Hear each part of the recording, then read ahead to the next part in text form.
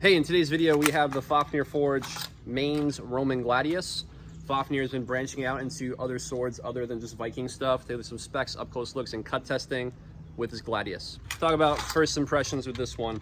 So like I mentioned in the intro, that Fafnir Forge is branching out. This is the Fafnir logo that's stamped on it. Fafnir Forge is branching out into more classical blades other than Viking Age stuff, so look for that on the website. If you haven't already, check out the Roman Spatha, which is this guy right here. This is also another one from Fafnir Forge. There'll be a full review on it on the channel if there's not already. We're talking about this one. So first and foremost, let's talk about specs on it. Moving from the handle on up, this is a peened and nut construction pommel. They try to get this as dead on as possible from the classical ones for those of you who do reenactments and stuff like that. This is the best Roman handle outside of Albion that I've ever held, and that's after like almost 900 sword reviews. So why is it so good? Well, it's actually correct. Meaning that this whole Roman handle situation, for lack of a better term, this is all about keeping it in your hand. It's all about retention. It's all about managing fatigue so that when you're cutting when you're thrusting in formation, you don't have to actively squeeze your grip, full grip, just to be able to hold the sword in your hand. That's why other swordsmen will have things like lanyards, especially in cavalry, and then back swept blades. You know, you don't want to lose that. So it's all about that retention. So that pommel, that extended swelled pommel on the end of it, it's critical. So is the actual grip itself though, meaning the actual wood part of the grip. Look at how well these are notched. So in other Gladius specifically, whether it's Mainz Gladius, Pompey Gladius, any of the other ones you could think of that have this handle shape, there is a tendency in other companies where it's way too thick. I'm just gonna say it, it's too fat. So see how much more narrow this is in the handle? So that I'm gonna do, you wouldn't really hold it like this, but just so you can see, look, now I can actually wrap my grip around it. So when I shoot this in, it's actually comfortable. It's actually comfortable. And the finger grooves actually line up. See, I have a pretty normal sized hand, but look, I'm gonna do it again. Look, they actually line up where they're supposed to. So it actually feels comfortable in hand.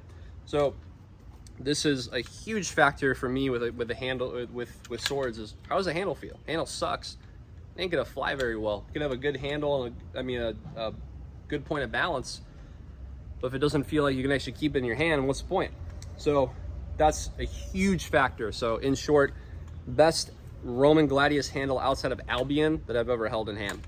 And for something under $300, that's impressive. Okay, EN 45 high carbon steel. We have the diamond cross section running through it.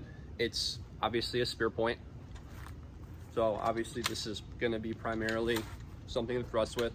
I am going to cut with it, and you can get the cuts back around really well on it, so there's no reason not to cut with it. I could thrust water bottles, but it's redundant. It's a sharpened blade. So yeah, EN 45 high carbon steel. Point of balance is 4 1/4 inches from the guard. Doesn't feel super heavy. It's like 1 pound 9 ounces, 1 pound 8 ounces. Not expected to be that heavy. So for folks that are into reenactments as well, let's look at the scabbard, because that's a defining factor from what I'm told with getting these for reenactments, of course, because you're obviously not going to be walking around with it like this. Maybe you will in formation or whatever if you're in battle, but probably with a training sword rather than this one. So here's a scabbard, wood core, leather bound scabbard. You can attach this just so they would have. Here's the back of it. And the draw, nothing wrong with the draw. Slides out nice. No scratches that I would really be sad about. And that's the beauty about having something that's under $300. If you want to do cut testing with it, if you want to do reenactments with it, it's got all the stuff that it needs to have and nothing that it doesn't. So it's got the good grip, it's got a solid steel quality, enough for you to be like, all right, if I do cutting with it and I gotta clean it, it's not a big deal. I don't have to baby it like a I don't know, like a $2,000 katana, how you'd baby it. So you can actually use this thing for cutting. You can leave this in the scabbard and do that for reenactments and all that, and it's got you covered. So that's my first impressions on it. Very impressed with the handle. I predict the cutting is going to be really comfortable. I might try to thrust the Tommy with it. It ain't going to really do a whole lot, but just to test the retention on that grip, I would like to see how that goes. So, all right, let's do some up close looks at this one in the scabbard and out of the scabbard.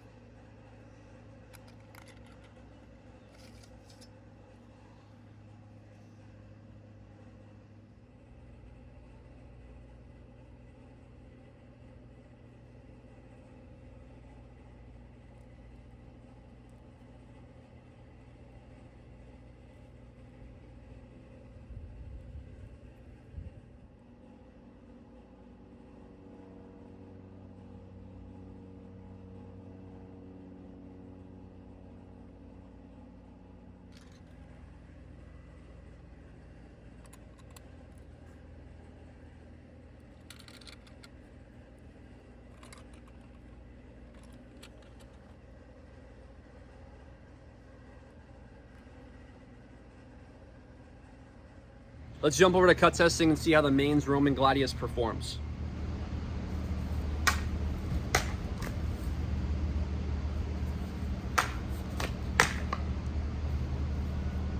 All right, that's it for the Fafnir Forge Mainz Roman Gladius. Great point of balance, amazing handle, under $300. This one's available at cultofathena.com. Click the link in the description below this video to pick this one up today for reenactments, cut testing, or if you just want to have something in your collection that is Roman. Make sure to check out the Roman Spatha as well. Also in the Fafnir Forge line, a new edition. Look for a full review of that as well on the channel. I'm your host, Tom, for Cult of Athena's YouTube channel. Make sure to subscribe to the channel, follow us on TikTok and on Instagram, and I'll see you in the next review.